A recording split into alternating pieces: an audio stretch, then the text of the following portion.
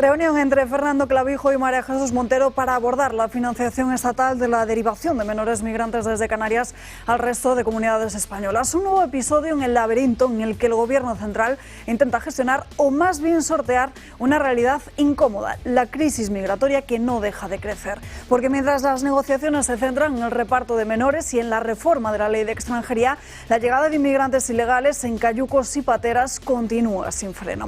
Solo este sábado 452 personas desembarcaron en Canarias y los números no hacen más que aumentar. El problema se parchea, se disfraza de solución estructural.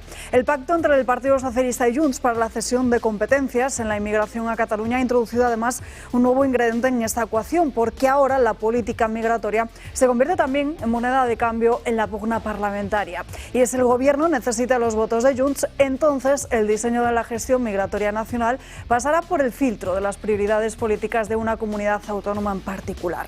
Mientras tanto, se nos dice que la realidad es la distribución de los MENAs entre esas comunidades. Pero la pregunta es clara, ¿dónde queda el control de las fronteras? Porque si el foco sigue puesto exclusivamente en repartir esos MENAs en lugar de frenar la llegada descontrolada, el mensaje que se envía es que España se convierte en un destino sin límite, un puerto abierto a la desesperación de quienes intentan llegar, pero también a quienes se lucran con esta tragedia. Si las fronteras no se refuerzan, si el Estado no asume su responsabilidad de control, la única certeza es que los números seguirán creciendo y con ellos la improvisación de medidas que, lejos de arreglar el problema, solo lo desplazan de un lugar a otro sin una solución real a la vista.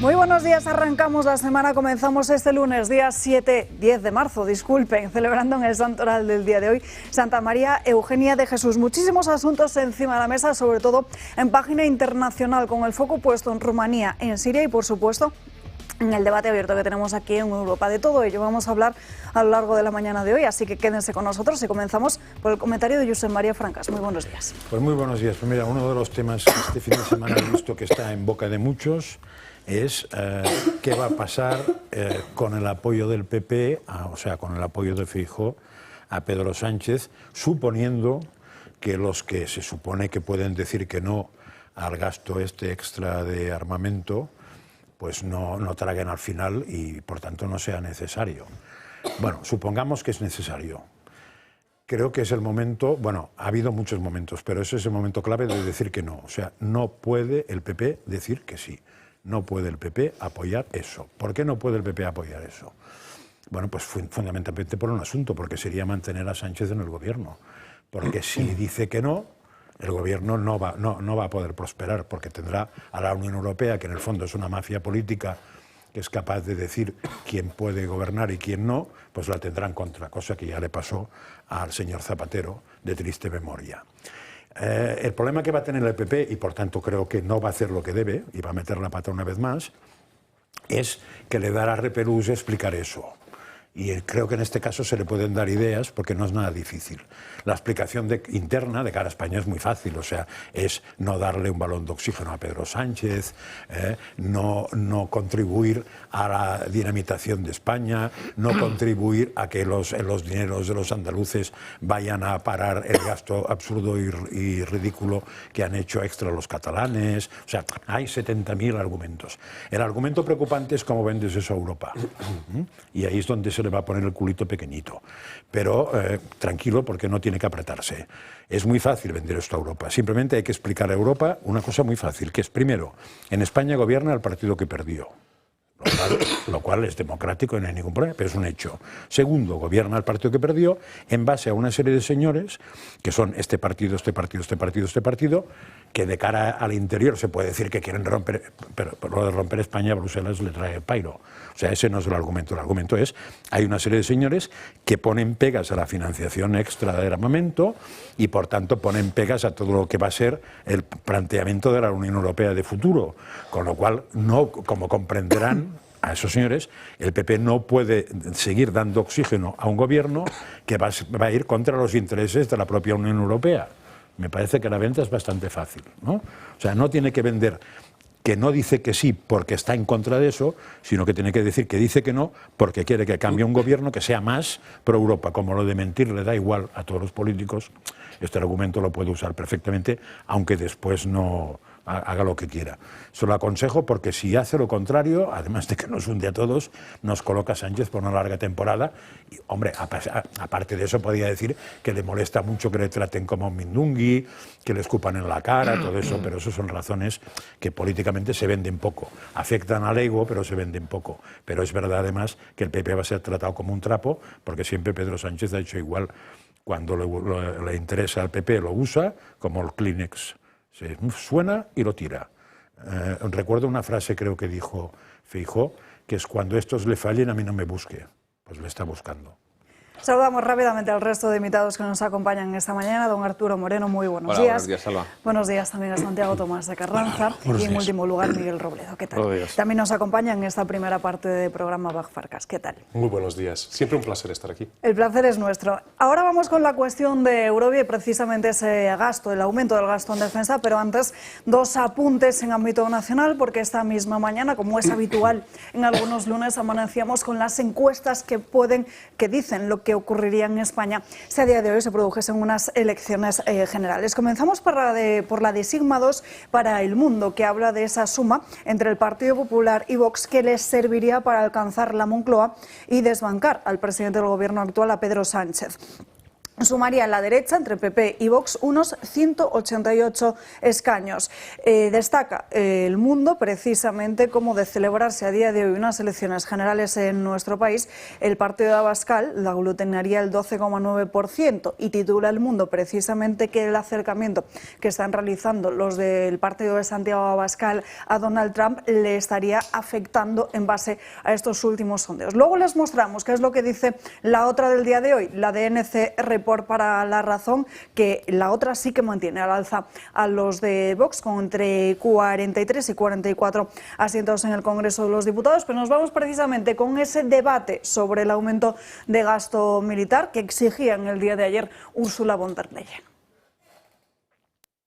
Crece el debate por el gasto en defensa en los países miembros de la OTAN, pero sobre todo en España. Recordemos que se fija este gasto en un 2% del PIB y España está muy lejos de cumplir esto. Solo destina el 1,29%. Hace unas semanas, Pedro Sánchez ya dijo que alcanzará este objetivo en el año 2029. Una promesa que para von der Leyen no es suficiente e insta a hacerlo ya. We have to do our homework. We have to fulfill our responsibilities.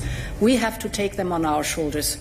And therefore the first step with the rearm package is so important, to make very sure that we need really to step up our own defense.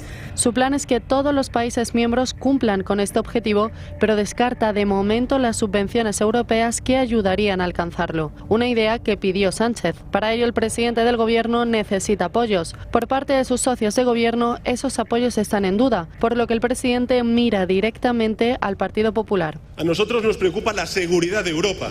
El gasto en defensa está relacionado en España con la situación actual de Ucrania y las conversaciones que está manteniendo Estados Unidos con Putin y Zelensky. De hecho, Sánchez anunció que el próximo jueves 13 de marzo llamará a todos los líderes de los grupos parlamentarios para abordar este asunto. A todos, menos a Vox. El próximo jueves llamaré a todos los líderes de los grupos parlamentarios, al jefe de la oposición y al resto de grupos parlamentarios, salvo a Vox. Una cita a la que Feijóo ya ha confirmado que asistirá. Por supuesto, yo acudiré a esa reunión, pero puedo asegurar que no me gustan las frivolidades en los asuntos serios. Mientras tanto, Zapatero, uno de los pesos pesados del Partido Socialista, apoya la idea de reforzar Europa para garantizar más seguridad. Yo creo que Europa debe reforzarse políticamente. Este tema, como decimos, está bastante en el aire, a la espera de conocer los apoyos con los que contaría Sánchez para aumentar ese gasto. Sumar, su socio de gobierno, se ha mostrado en varias ocasiones en contra del aumento del gasto militar, una idea con la que podría haber tenido un cambio de opinión. La defensa a ultranza de un modelo de política de defensa que tiene que ser europeo. 2, Europa concentra en términos presupuestarios más presupuesto que la propia Rusia. En la privacidad, eso sí, hace todo lo contrario. Ha permitido gastar al gobierno más de 5.000 millones en defensa al margen del Congreso, modificando reiteradamente los presupuestos para aumentar esas partidas. Unos presupuestos, recordemos, aún sin aprobar. El próximo jueves nuestra mirada se irá hacia Bruselas a la espera de conocer qué se decidirá allí entre los líderes políticos nacionales y sobre todo cómo el gobierno abordará la exigencia de Europa. Bueno, actualmente esta es la situación, Arturo, ¿cómo lo ves? Hombre, vamos a ver, parece ser que esto que forma parte de un acuerdo europeo, ¿no? Y por lo tanto que además España en la reunión que hubo convocada hace unos días, la semana pasada, se ha comprometido a ese objetivo mínimo, ¿no? De subir el 2%, ahora me parece que es el 1,24, el 1, tal. El gasto en defensa en definitiva son 17.000 millones de euros anuales, ¿no? Y deberíamos subirlo a 31.000, es una subida de 14.000 millones. Quiero recordar que el incremento fiscal que se está produciendo en España o que se espera que para este año por el crecimiento económico es un excedente entre 11 y 12.000 millones de euros, ¿no? Además, que de alguna forma reforzado por haber puesto fiscalidad a los menores, a los receptores del salario mínimo que no cobran, que son solteros y que no tienen familia, y de algunas medidas más. El paquete fiscal que se aprobó en diciembre o enero, también corregido, que son otros 2.000 millones. Es decir, dinero hay para incrementar un poco el gasto de defensa. Pero si se quiere hacer un tema estructural, es decir, que en el año 2029 el 2% del PIB se dedique, el equivalente al 2% del PIB se dedica a la defensa, indudablemente va a haber que hacer un esfuerzo político. ¿Cómo se conjuga esto, ¿no? Este esfuerzo económico, esta decisión política al final, con un parlamento, con una mayoría parlamentaria que es, en este asunto absolutamente, podemos decir, marginal, que no está en el consenso básico europeo, sino que tiene unas posiciones muy extremistas, como pueden ser Sumar, como puede ser Podemos, como puede ser naturalmente Bildu, Esquerra Republicana, etcétera, que son los partidos junto con Junts que apoyan al gobierno. Pues difícil, al final se tiene que producir un acuerdo entre los dos grandes partidos. Ha argumentado con peso Josep María Francás de que al PP no le conviene esto. Efectivamente, al PP no le conviene un acuerdo de Estado con un señor que está demoliendo España, ¿no? Es decir, y lo último que hemos tenido es la semana pasada la penosa ley, el traspaso, perdón, de las fronteras, o la pretensión de traspasar las fronteras y las devoluciones de los inmigrantes a la Generalitat de Cataluña. Es decir, es muy difícil entenderse con este hombre. Forma parte de su ADN el hacer trampas, ¿no? Es un tramposo en ese sentido virtuoso de la trampa, ¿no? Porque siempre él posiblemente querrá hacer una especie de decreto ómnibus que, incluyendo el gasto de defensa y todo esto, intentar meter, como siempre, alguna cuestión que de alguna forma sea invotable para el Partido Popular, ¿no? Y en cualquier caso, yo creo que apoyar a este gobierno en estos momentos sobre una cuestión así, independientemente, yo creo que la posición del Partido Popular está clara, ¿no? De fortalecer y de acuerdo con el consenso europeo el gasto en defensa, indudablemente pues tiene un coste político, porque es asistirle, es decir, dotar de oxígeno a un gobierno que ahora mismo tiene respiración asistida, ¿no? Con lo cual es una cuestión peliaguda que normalmente, si las cosas fuesen normales, sería un habitual acuerdo de Estado entre los dos grandes partidos y no habría ningún problema, y seguro que se sumaría algún partido más como Vox, etcétera, porque yo creo que no podemos estar al margen de ese consenso. Pero con este gobierno, al final, hacerle cualquier tipo de favor es apuntalarle. Lo que me llama la atención es que, siguiendo también la política española, pero también la europea, que estos debates parecen que si esta cuestión emerge hoy en día, pero no es así. Es que había una decisión de la OTAN en 2014, en la cumbre de Gales de la OTAN, cuando todos los miembros de la OTAN se han comprometido que van a subir sus gastos de defensa al 2% de su PIB hasta 2024. Esto fue el año pasado. Entonces, hay 7 o 8 países, entre ellos España, quienes durante una década no han hecho nada durante esta década. Ahí habían gobiernos de Partido Popular y también habían gobiernos de Partido Socialista. Entonces, es un debate que ya hubieran hacer pues ya desde hace mucho tiempo. Y eso es lo que para mí es un poco difícil de entender. En nuestro caso, Hungría ya lleva años de que cumple con esta regla de 2%. Y también hay que llamar la atención a otra cosa, que no solamente se compromete de que van a gastar al menos 2% a la defensa, sino que al menos 20% del presupuesto de defensa hay que gastar en fomento, ¿no?, de comprar nuevos equipamientos, nuevas armas, ¿no? Entonces, hay que gastarlo directamente a que hayan capacidades nuevas de los ejércitos. De hecho, Hungría gasta 40% en ello, ¿eh? Entonces, lo que es un poco lamentable ver que después de tantos años todavía hay países que no han hecho nada, ¿no? Y el jueves se convocaron una reunión extraordinaria del Consejo Europeo. Habían 2 decisiones, ¿no? Uno era sobre Ucrania, el otro era, ¿no?, sobre el rearmamento de Europa, donde había unanimidad entre todos los países. Pregunto yo si al final esto va a quedar otra vez en vano, en palabras muy bonitas, o si el resto de los países también van a hacer algo, también teniendo en cuenta que está en la mesa de que incluso hay que aumentar los gastos aún más del 2%. Entonces, no sé, creo que ahí también hay que plantear la responsabilidad de que los gobernantes hasta hoy, porque no han hecho nada. Miguel. Bueno, a mí es que esto me parece, lo que voy a decir es muy frívolo, pero es que me parece una broma todo, ¿no? Es decir, alguien lanza 800.000 millones, pero ¿para hacer qué? Es decir, lo primero será tener un proyecto y decir, bueno, nos toca 800.000. Pero no sabemos, o en el caso de España, se hablaba Arturo, 20 y tantos mil millones más necesitamos, ¿no? 14.000. O 14.000 millones. Por año. Pero ¿para hacer qué? Vamos a comprar los Apaches como tiene, los helicópteros Apache como tiene Marruecos, vamos a comprar misiles tierra-tierra que tenemos 0, ¿para hacer qué? Vamos a subir los salarios de la tropa y vamos a aumentar el número de soldados. Entonces, claro, a mí me plantea unas dudas absolutamente colosales, ¿no? Más allá hemos visto a la comandante en jefe, que entendemos que sería la Ursula von der Leyen. O sea, si está la comandante en jefe, todos al suelo. Porque luego están las siguientes dudas. Oiga, ¿y quién va a mandar esto? Son 27 países. ¿Eh? ¿Y cómo luego distribuimos? ¿Y dónde colocamos las bases? ¿Y cómo hacemos que los franceses van a aceptar que alemanes sean sus mandos, italianos? O sea, es un carajal que yo lo que he hecho en falta es, oiga, ¿cuál es el proyecto de esta inversión? ¿Para qué va esta inversión exactamente? ¿Qué vamos a hacer? ¿En qué vamos a invertir? ¿Cómo lo vamos a hacer?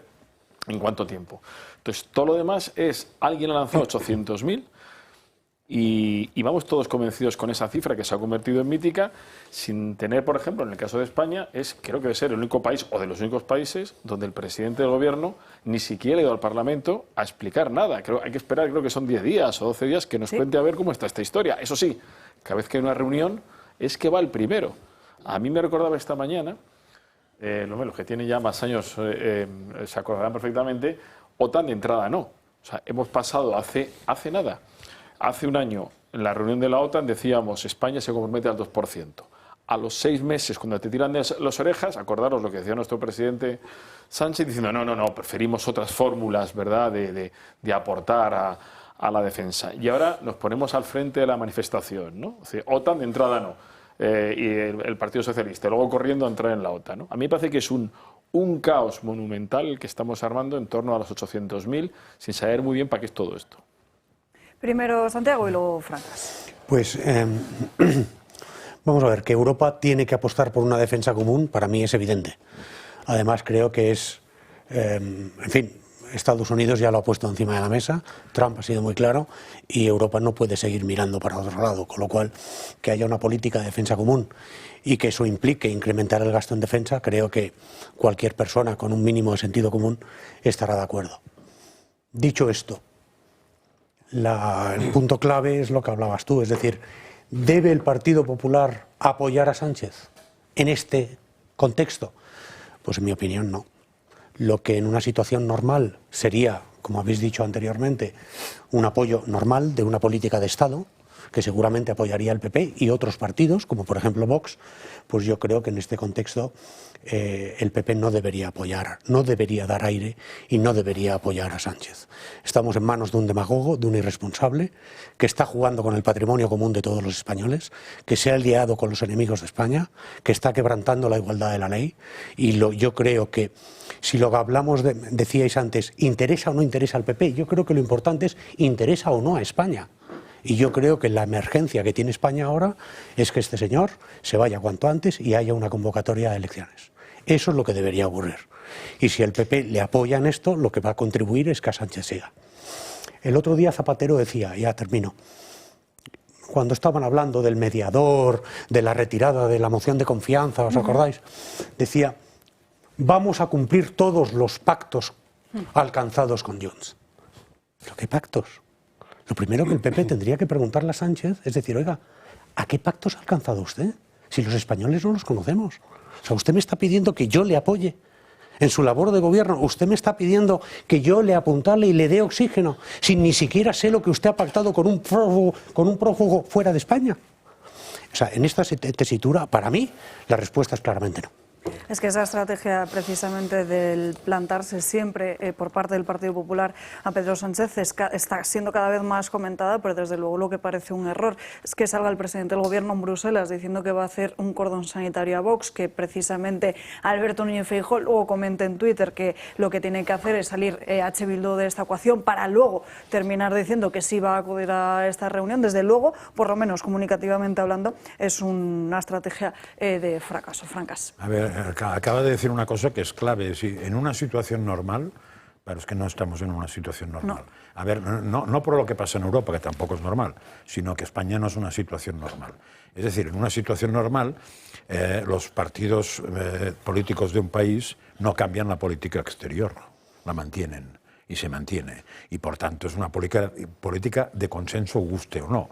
Y por tanto el PP no tendría que tener ninguna sorpresa en las actuaciones exteriores de Sánchez, ni Sánchez tener ninguna sorpresa en las votaciones del PP en política exterior. Pero eso que es tan de cajón de tenerse en cuenta, siempre se plasma en una democracia en el mismo sitio, que es en debates parlamentarios sobre la cuestión. Porque una cosa es mantener la línea de política exterior y otra es aceptar todos los puntos de la letra pequeña de la política exterior. Y eso se discute en un Parlamento. Con lo cual, en una situación normal, la reunión del jueves sobra, es totalmente ridícula, porque lo que hay que hacer es llevar el tema al Parlamento y ahí se habla, se debate, se toman unos puntos, en unas cosas sí y en unas cosas no. Decíais antes Miguel, que la clave está en ¿para qué? ¿No? Bueno, es una clave para qué. Ayer, me parece, o ayer o anteayer, el señor Pedro Sánchez / Zapatero explicó para qué, para políticas verdes. Lo dijo textualmente, en un mitin. O sea que como España no va a trabajar en defensa, sino en seguridad, y lo que nos viene es la emergencia climática, también hay que aplicar esto a políticas verdes. O sea, todo ese show es para venderle, para que pueda venir Podemos, sumar, restar, multiplicar y dividir, a decir, hombre, claro, si es para políticas verdes de defensa del CO2 pues y el sol cabreado y todo, pero que es lo que ya ha dicho, o sea, ya tenemos un para qué, para que sea más ridículo la posición del PP. Pero yo me pregunto otra cosa que me parece tan importante como el para qué, que es el de dónde. Ayer yo hice un vídeo con José Ramón Riera, que me mandó datos, donde explica que entre enero y febrero de este año, estamos a marzo, la deuda española ha subido la mitad de lo que subió el año pasado entero. No está mal, O sea, en 2 meses nos hemos endeudado medio año. Si le sumamos a eso, si se firmara ahora el pacto de los 14 o 17, en 2 meses nos habríamos endeudado no medio, un 75% de lo del año pasado. En 2 meses. Es decir, este país no lo aguanta. ¿De dónde hay que sacarlo? Bueno, pues hay un sistema muy fácil, que es funcionarios en restricción, un rescate, jubilados que zurzan, sanidad que pague otro, mutuas y educación en barracones. Eso es un sistema cojonudo.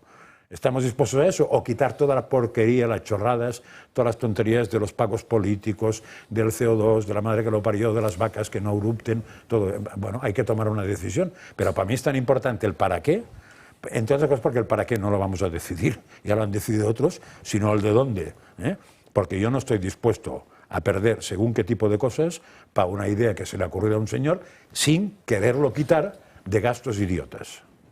Sí, vamos a ver, yo creo que Feijóo y creo que también el líder de Vox, Santiago Abascal, deberían dejar por escrito antes de la reunión, porque además, o sea, que no esté convocado Vox es absolutamente demencial y forma parte de esta estrategia sectaria que tiene este señor, porque claro, que sin embargo, que van a opinar sobre este tema unos señores que tienen 853 asesinatos detrás, ¿no? Y que yo sepa que Vox jamás ha estado metido en operaciones de exterminio de nadie, ¿no? Entonces me parece absolutamente sectario, demagógico y bueno, y de una escasa categoría como hombre de Estado el dejar a Vox fuera de hacerle una segregación, un apartheid. Sin embargo, es capaz de sellar una ley, una proposición de ley con Junts el otro día sobre lo que hablábamos antes del control de las fronteras y de la inmigración, donde se habla de los españoles como extranjeros, es decir, divide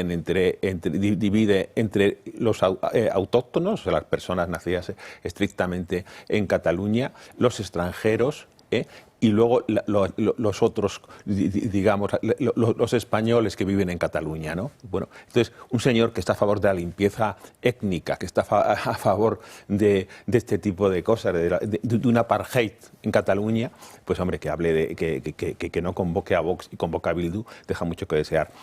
Dos, creo que el punto que ya el dividendo de la paz que le hemos cobrado los europeos del año 85, y es una cuestión que tenemos que pasar página, es decir, Europa se va a tener que hacer cargo de su defensa. Eso yo creo que es absolutamente claro y determinante. Entonces, bueno, hay que incrementar el presupuesto. ¿Cómo se hace? Además teniendo los europeos un estado de bienestar tan amplio, con coberturas tan importantes y con el gasto social es una parte muy sustancial de los presupuestos de los estados. Pues obviamente solamente o puedes recortar gastos o subir impuestos. En cualquier caso, pues habrá que tomar una decisión dentro del club al que pertenecemos, que es el club europeo, pero tenemos que tener claro que ya Estados Unidos no va a pagar el 70% de los gastos de la OTAN, sino que tenemos que ser nosotros, si queremos defendernos, si queremos defender también a nuestros vecinos, a un país europeo como Ucrania, los que tenemos que tomar la decisión de cómo lo vamos a hacer, ¿no? Y eso, pues evidentemente, eso es gran política. Y la verdad que hacer gran política con un señor que es un funambulista de la política, que lo único que está es permanentemente como un trilero con un juego trucado y con apuestas clandestinas cada vez tal en los asuntos más pintorescos de la política española, pues es muy difícil, ¿no? Es muy difícil y desde luego no tiene ninguna credibilidad para encabezar ningún acuerdo de Estado con el Partido Popular.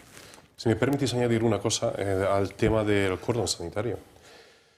Si hay traición para la democracia, es el cordón sanitario. Sobre todo si solamente pones el cordón sanitario a un lado, pero nadie del otro lado. Es que cuando dices que hay cordón sanitario contra un partido, no actúas contra este partido y no de sus políticos. Estás actuando contra sus votantes, que son tus propios conciudadanos. Porque ellos no pueden tener opinión diferente del tuyo. Y eso es lo que podemos ver en toda Europa. Es que en Europa hay una crisis democrática en este sentido. Lo que podemos ver en Alemania también. Ahí también utilizan cordón sanitario contra AfD. AfD no es mi partido preferido, pero es que no se puede decir que 10 millones de votantes no van a... Yo no voy a tomar en serio lo que ellos lo dicen. También lo están haciendo en el Parlamento Europeo contra los patriotas, a donde pertenece Vox. Es que cuando viene, por ejemplo, un presidente o vicepresidente de Estados Unidos y llama la atención a Europa que tiene que cuidar a la democracia, pues tiene toda la razón. Y fijaos que todos los políticos progres y globalistas es que no entienden de qué está hablando este señor. Vamos, está hablando de esto, que no se puede no respetar los resultados de unas elecciones. Antes de despedirnos e irnos a la primera pausa de publicidad, me gustaría preguntarle por su opinión sobre lo que está sucediendo en Rumanía después de que en el día de ayer conociéramos precisamente cómo se le impide a Georgescu presentarse finalmente a las elecciones. Es que, si tengo que responder, respondería siguiendo mi línea de que Europa está en una crisis democrática. Precisamente este señor tampoco es mi político preferido, pero ¿qué es lo que está pasando en Rumanía? Se han puesto entre paréntesis los resultados de unas elecciones democráticas. Luego, ahora no quieren dejar que este señor, que parece que tiene la mayoría de apoyo de los votantes rumanos, puede salir en las elecciones.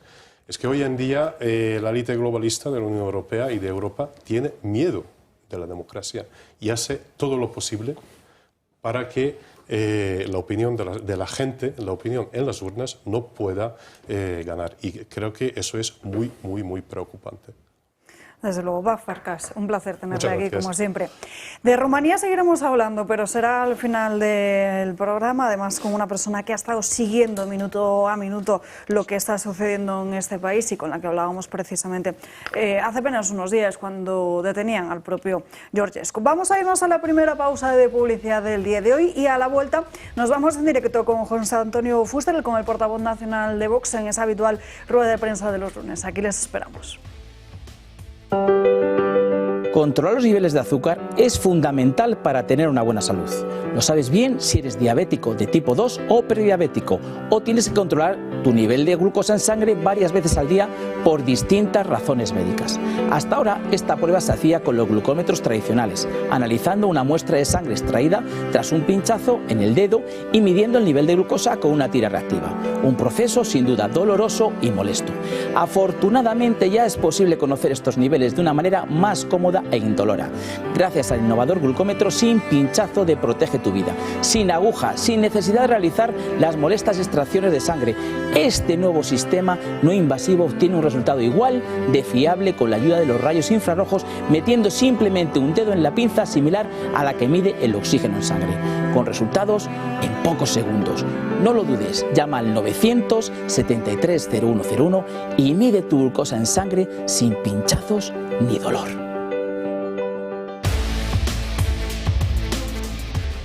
Ya estamos de vuelta andando caña, pasan 4 minutos de las 12:30 del mediodía, las 11:30 en Canarias. Antes de que dé comienzo esa rueda de prensa de José Antonio Fuster, nos vamos precisamente con la otra de las encuestas que les contábamos al inicio de este programa, la elaborada por NC Report para La Razón, que pronostica también el mismo panorama en cuanto a que el Partido Popular y Vox sumarían lo suficiente por encima de la mayoría absoluta de los 176 escaños para poder hacerse con el gobierno. Destaca La Razón como el hecho de la gestión de Carlos Mazón en ese día mortal de la Dana sigue siendo una pesada losa para el Partido Popular. De hecho, las encuestas internas que estarían manejando en Génova 13 así se lo estarían mostrando, pero a pesar de ello, los de Alberto Núñez Feijóo se mantendrían con la fuerza, como la fuerza más votada, llegando incluso hasta acercarse a los 150 escaños. Por su parte, los de Vox tendrían entre 43 y 44 y la suma total en la horquilla más máxima, en la estimación más alta, sería de 191 parlamentarios. Por su parte, les recuerdo rápidamente la del Mundo antes de darle la palabra a Arturo. La suma de la derecha de 188 entre Partido Popular y Vox, aunque criticaban en El Mundo que los de Santiago Abascal estarían perdiendo hasta un 13%, estaría perdiendo hasta el 13%, hasta hacerse con esos 40, perdiendo 2 décimas con respecto al anterior sondeo de Sigma 2 por la cercanía, dicen en El Mundo, de Santiago Abascal con Donald Trump. Arturo. Ya. Bueno, vamos a ver, yo creo que la la segunda encuesta tiene lectura política, es decir, yo no sé si, o sea, por supuesto no voy a dudar de la profesionalidad de Sigma 2, pero yo creo que al mundo le interesaba mucho más el mensaje de decir que el apoyo a que Vox empieza su caída y que el apoyo de Vox a Donald Trump, que le está costando electoralmente, que bueno, ceñirse exclusivamente a los datos, ¿no? La razón con la encuesta que me parece que hace NCR es bastante profesional. Yo la llevo siguiendo durante muchos años y me parece que aciertan bastante. La que más acertó el año pasado en las elecciones en el 2023 fue El País, o sea, la de que prácticamente los resultados, nosotros estábamos todos entusiasmados con las encuestas de Michavila en GAT3 en ABC, y luego fue un fiasco, ¿no? El día de la noche electoral. Sin embargo, El País afinó bastante. Quiero decir una cosa que me parece que es evidente. El PP, a pesar de la que está cayendo, porque si efectivamente gana 10 escaños o 11 según una encuesta, 8 según la de La Razón, entre 8 y 10, sacó el 33,10% en las elecciones. Ahora la encuesta que más le da es alrededor del 34%, es decir, con la que está cayendo solamente un punto. ¿Y por qué? Porque el electorado, la gente que vota al Partido Popular es básicamente un electorado de gente mayor, es decir, y no repone. Cada año en España se mueren 440.000 personas, vamos, esto es el dato del año 2023. Es decir, que en una legislatura prácticamente se están muriendo entre 1.800.000 personas, etcétera. Imaginemos que el Partido Popular tiene el 40% de los fallecidos. Eso significa, pues indudablemente, que está perdiendo casi un millón de votos que tiene que reemplazar por gente más joven que entra a votar. Y ese recambio no se está produciendo, es decir, es un partido con techo. Y el voto de los jóvenes, que va a ser muy difícil de recuperar, y voy a dar un dato, porque está pasando lo siguiente. El otro día lo querías tratar tú, Alba, y hay una cosa, por ejemplo, cojo un estudio de CaixaBank Research que viene muy a cuento de eso. Dice, vamos a ver, que es una encuesta oficial, es un análisis de la encuesta financiera de las familias que el Banco de España publicó la primavera pasada. Entre 2001 y 2021, la renta mediana de los hogares con cabeza de familia menor de 35 años bajó un 19,8%. Y la de los mayores de 74 años aumentó un 40,5%. Y entre 2002 y 2022, la riqueza total neta de los hogares menores de 35 años bajó un 72,7% y de la de los mayores de 74 años aumentó un 98,7%. Claramente se está produciendo en España una ruptura generacional, una brecha enorme. La gente joven está absolutamente vacunada contra los partidos tradicionales. Es muy difícil recuperar eso. Voy a dar otro dato, por ejemplo, en el tema de la vivienda. En el tema de la vivienda, pues en el año 2003, 2004, el 71% de los menores de 35 años tenían vivienda propia. Ahora solamente es el 31%. Es decir, hay una crisis de futuro y los partidos tradicionales pues les va a ser muy difícil, porque han gobernado del 2001 al 2021 y 2022, han gobernado los dos, es recuperar a esta gente, ¿no? ¿Qué pasa? Que en los sectores de los mayores de 65 años votan 25 puntos más que los jóvenes. Pero donde está verdaderamente la rebelión y donde está el cambio del mapa sociológico es en la juventud. Y al PSOE le pasa, quizá a lo mejor no de una forma tan acrecentada, pero le pasa lo mismo. O sea, le pasa lo mismo, que también su electorado es bastante mayor. Lo que pasa es que tiene sectores cautivos del voto a través del escudo social, de los subsidios y de la subida del salario mínimo interprofesional, del ingreso mínimo vital, de las pensiones, etcétera. Ahí tiene mucho voto cautivo, ¿no? Pero en cualquier caso también es un partido que también tiene techo. Nos vamos en directo hasta Bambú número 12 con José Antonio Fuster, que ha empezado la rueda de prensa de esta misma mañana con esa noticia de que la Fiscalía Anticorrupción había abierto una investigación a Vox por presunta financiación irregular después de una denuncia en el pasado mes de diciembre del Partido Socialista. Fuster considera que el Partido Socialista está atacando a al resto de partidos, en concreto a Vox, por todos los casos que les salpican, que lo suyo está regulado por la ley electoral, pero que lo del PSOE con Ábalos y Jessica no. Las cuentas de Vox son transparentes. No vamos a desviarnos de nuestro objetivo, dice, que sacar a Sánchez de la Moncloa. Críticas también al Partido Popular por acudir a esta reunión con Pedro Sánchez, por anunciar que iba a acudir a esa reunión con Sánchez y valorando la situación en Rumanía. Como el Pacto Verde.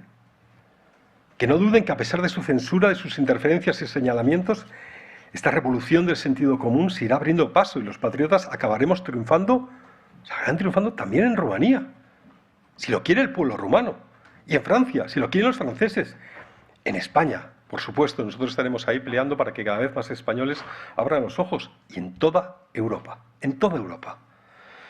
En fin, no puedo terminar la rueda de prensa sin denunciar desde el Comité de Acción Política las matanzas de cristianos en Siria por parte del nuevo gobierno islamista. Y queremos denunciar también el silencio cómplice de la mayoría de los medios de comunicación, el silencio del gobierno y el vergonzoso comunicado de la Unión Europea. Los islamistas que asesinan cristianos hoy en Siria, los que están matando a los cristianos, los que están convirtiendo a tantos en mártires de la fe, son los mismos que tenemos en muchos barrios y ciudades de España y de Europa, y ustedes lo saben.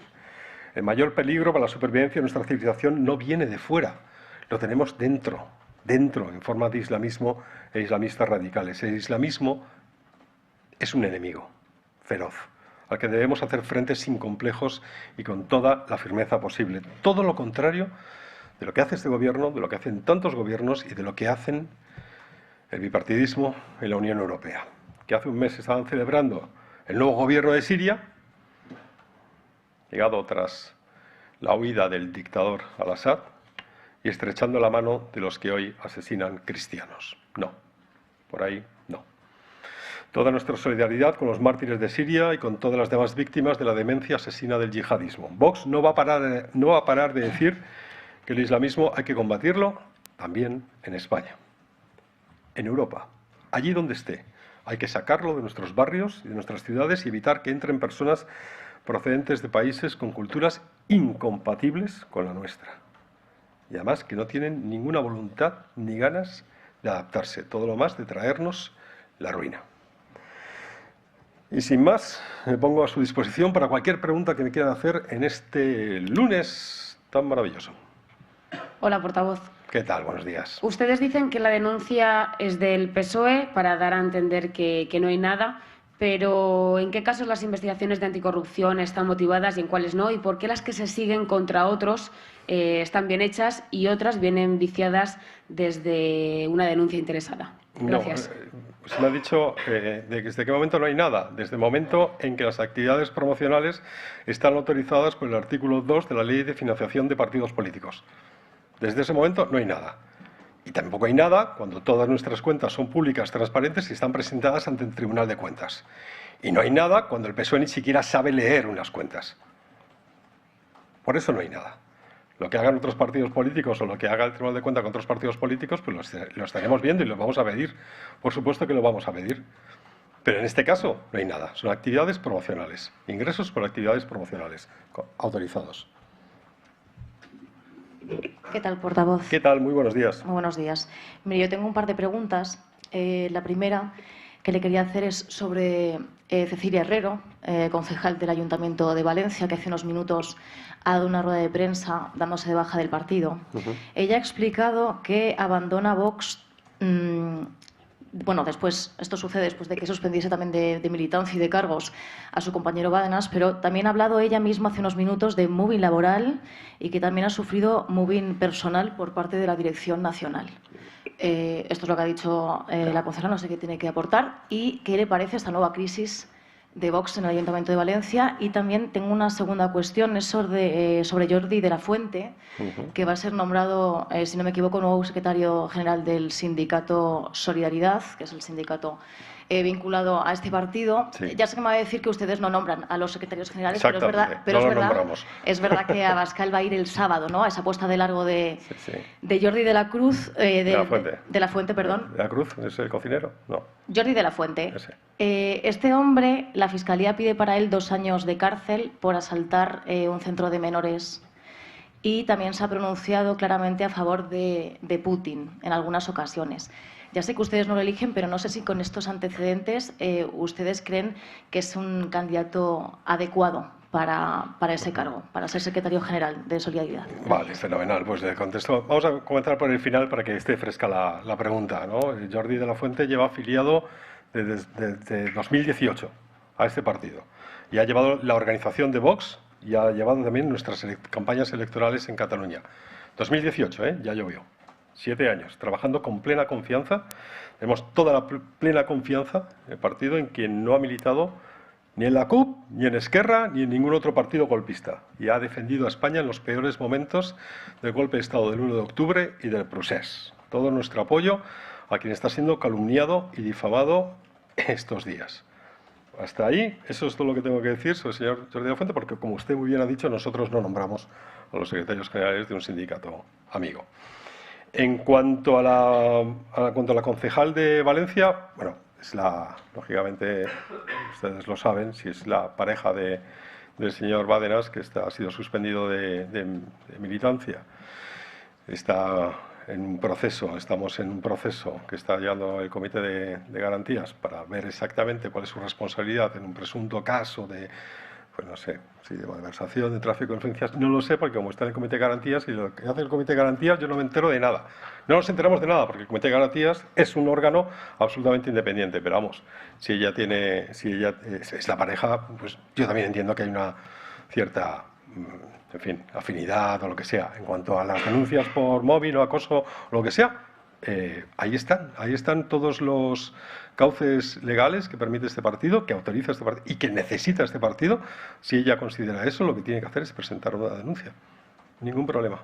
En ese momento el Comité de Cumplimiento, el Comité de Garantías, tendrán conocimiento de eso y harán el procedimiento que ellos consideren adecuado para salvaguardar los intereses de esta concejal y salvaguardar la mejor defensa con presunción de inocencia para todas las partes.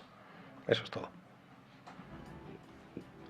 Dele. Prosigue esa rueda de prensa de José Antonio Fuster explicando, ya lo han visto, esa salida de Cecilia Herrero, concejal hasta ahora de Vox en el Ayuntamiento de Valencia, y también esa denuncia de la Fiscalía, esa apertura de una investigación por parte de la Fiscalía Anticorrupción. Hablábamos antes de encuestas, creo que Miguel Robledo quiere hacer una valoración precisamente de lo que dicen nuestros sondeos demoscópicos, pero antes contarles que el Partido Popular estaría buscando una modificación del reglamento en el Senado para así obligar a comparecer por lo menos a Pedro Sánchez una vez al mes. Este grupo estaría planteando esta modificación que ya había manifestado hace año y medio, y de salir adelante sería la tercera modificación del texto que regula la Cámara Alta. Fíjense que el presidente del Gobierno, Pedro Sánchez, lleva sin pasarse por el Senado hace ya un año. En fin, Miguel. No, a mí me llamaba un poco la atención dos cosas, ¿no?, este fin de semana. Uno, que da la sensación por momentos que el gran problema de España político es Vox, porque la verdad es que estoy viendo últimamente unos titulares que, en fin, que al margen de lo que piense cada uno, me llama la atención. Pero siguiendo esta encuesta, y también un poco el hilo de si el titular va un poco forzado, cuando ves el propio dato que aporta en este caso la encuesta del Mundo, resulta que la caída, que parece que es grande y que es enorme de Vox, se refiere básicamente a la lealtad de su votante, porque desde la última que se produce en febrero del 25, y son los datos del gráfico, pasa del 13,1 al 2,9, es decir, 0,2, ¿no? Y sin embargo, el PSOE, que es muy interesante esto, aumenta, pasa del 27,6 al 27,8, es decir, sube 2 décimas. Curiosamente. Y el Partido Popular pasa del 33,7 al 33,8, es decir, nada, un 0,1, ¿no? Es decir, que este dato, por ejemplo, que se refería de Vox, que es lo que abre la cabecera del Mundo y que habla de ese arrastre, de esa pérdida, pues te está dando un porcentaje que te lleva prácticamente a julio del 23, cuando fueron las elecciones, ¿no? Entonces yo creo que también las encuestas han entrado en esta batalla política, pero que a partir de un hecho que a mí me llama la atención, independientemente de lo que uno piense de cada formación política, ¿no? Pero que hay como una especie como de fijación, como si el gran problema fuera cuando el gran problema es seguramente el presidente del gobierno, el ejecutivo y la oposición más importante, que es el Partido Popular, que son los que tienen mayor capacidad para desalojarle, ¿no? Son prácticamente lo mismo. Ahí el truco está en que han dado a Salv, que Salvise, ridículamente un escaño que en mi opinión no lo va a sacar, y le dan el 2,9% del voto. Y en esa pequeña manipulación que les vale para hacer un titular con el mensaje político que interesa, ¿no? Y hay una cosa que no sé si lo dice la encuesta o ha sido la interpretación de las televisiones, pero esta mañana decían algo así como que al PP le pasa factura Amazon. Eso es lo que dice la de La Razón. Claro, y en cambio en Valencia no le pasa factura al PSOE. No lo entiendo. O sea, si Pedro Sánchez sigue manteniendo los votos que tenía en Valencia, es que aquí lo del relato es alucinante, porque claramente, vuelvo a lo que se ha dicho aquí en este programa, si Mazón metió la pata por, no sé si por tonto o por parecido, el otro lo hizo por malo, que es mucho peor. Pero José María, el propio Partido Popular ha reconocido el error de gestión del propio Mazón. Es decir, y con la falta, ¿crees que eso ayuda? Hombre, es que la falta de la toma de decisión de Amazon a los pocos días de haberse producido esto, haberlo sacado para centrar los cañones en Sánchez, en el Partido Socialista, lo que te provoca es que se instale ya una frase además que además es sonora, ¿no? Mazón dimisión. Sí. Entonces no existe nada más. Vale. Santiago, breve apunte. Bueno, yo también lo que estaba mirando es, mucha gente se sorprende de que el PSOE baje tan poco. O sea, realmente estamos hablando de 121 a 118 escaños, ¿no? en la encuesta del Mundo. Pero yo creo que hay que tener en cuenta un dato muy importante, es el trasvase de votos, desde Sumar, desde la izquierda. Es decir, al final el PSOE y Sumar en las últimas elecciones sumaban 152 escaños. Ahora estamos hablando de 131. Es decir, estamos hablando de más de 20 escaños de pérdida. Es importante eso. Claro, algunos escaños por la ley electoral van de rebote al PP, de esos, de los que pierde Sumar. Y Sumar pasa de 31 a 13, o sea, a 10 y más 3, a 9 y 4 de Podemos. Entonces, y hay una tendencia al sorpaso de Podemos a Sumar. Podemos está subiendo y Sumar va a la baja. Y ahora sí, pausa para publicidad y a la vuelta les contamos las últimas novedades que hay en Página de Corrupción y atención, cómo un ámbito muy cercano al Partido Socialista le habría ofrecido dinero a Carmen Pano para que callara sobre esas bolsas de dinero que presuntamente habría entregado ella misma en Ferraz.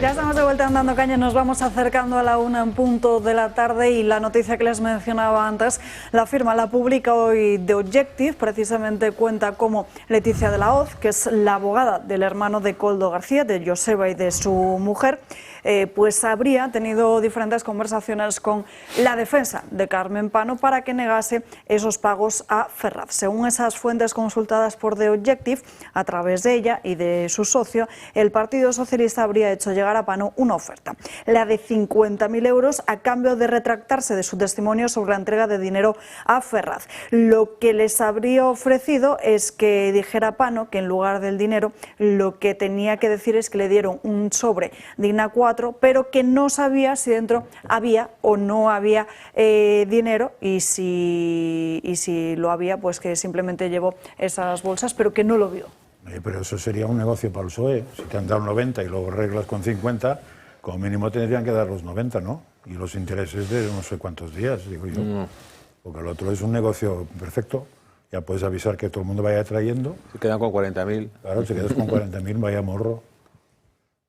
Ojo, pero desde luego esas técnicas mafiosas también nos indican un poco la situación en la que... Lo mío era un comentario, diríamos así, lo sé.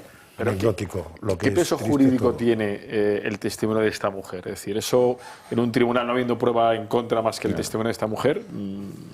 Pero no les preocupa el jurídico, yo creo que les preocupa el ambiental fundamentalmente. Bueno, ya, pero que puede salir aquí cualquiera y decir que ha llevado, no sé, droga. Pero es que hay otra parte, que es la que salpica directamente a Santos Cerdán, porque no solo le habrían pedido a Carmen Pano que no dijera nada sobre esas bolsas de dinero, sino que también le preguntaron por lo que sabía o por lo que Víctor de Aldama habría dicho sobre el propio Santos Cerdán a Carmen Pano, a lo que ella respondió pues que ya no, de Santos Cerdán no tenía ni idea. De todos modos, en este tipo de ambiente donde lo que chapoteas es porquería, por no decir una palabra que ya sé que no te gusta, cabe todo tipo de planteamientos, pero nunca sales del charco ya. Porquería con M, quieres decir, ¿no?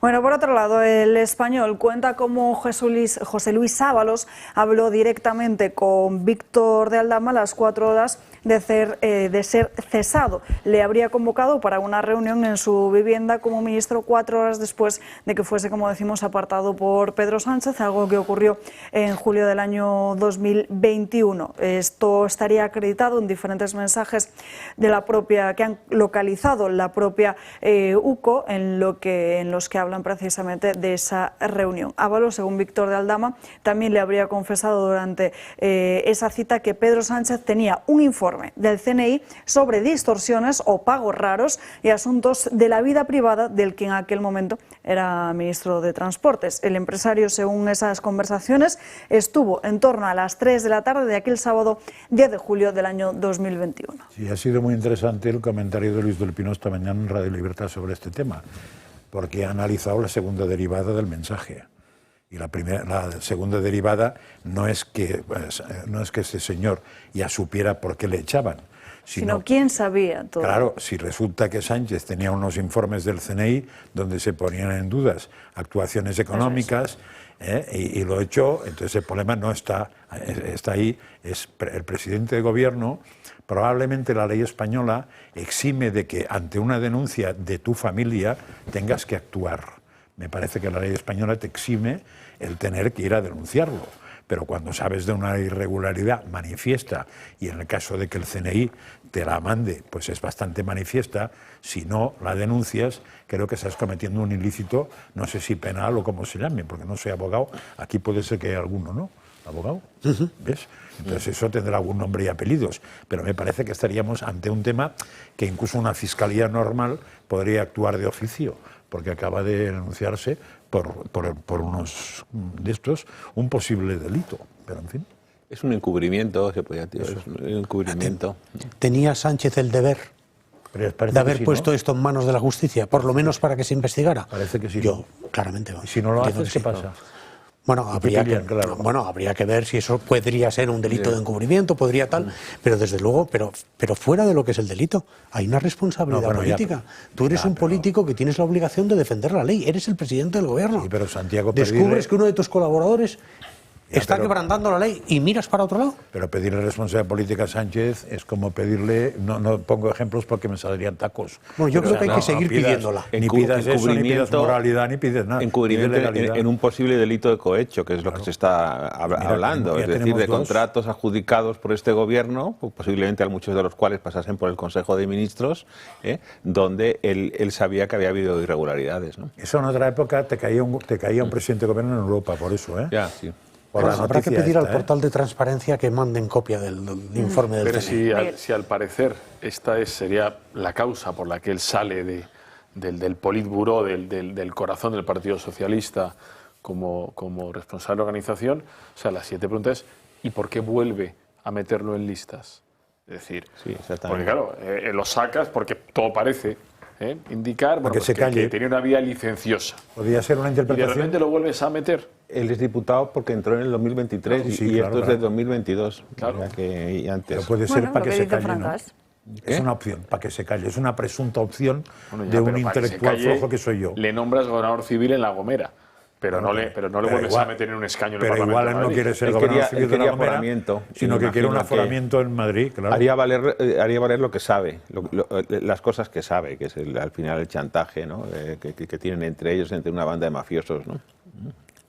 Bueno, vamos con más noticias que salpican de lleno al Ejecutivo de Pedro Sánchez y en este caso concretamente a Diana Morán con esta información de OK Diario con las irregularidades precisamente en el CSIC. Fíjense, lo cuenta el digital de Eduardo Inda a través de un informe de la Intervención General de la Administración del Estado que muestra precisamente pues esas irregularidades en la gestión económica del Real Jardín Botánico de Madrid que depende del Consejo Superior de Investigaciones Científicas. Según este informe, esta entidad durante el año 2022 recaudó unos 560.000 euros en efectivo por la venta de entradas en taquilla, de esos cuales unos 144.000 fueron entregados a una empresa, pero sin existir ningún tipo de contrato o ningún documento o acto administrativo que amparara esas entregas de dinero público.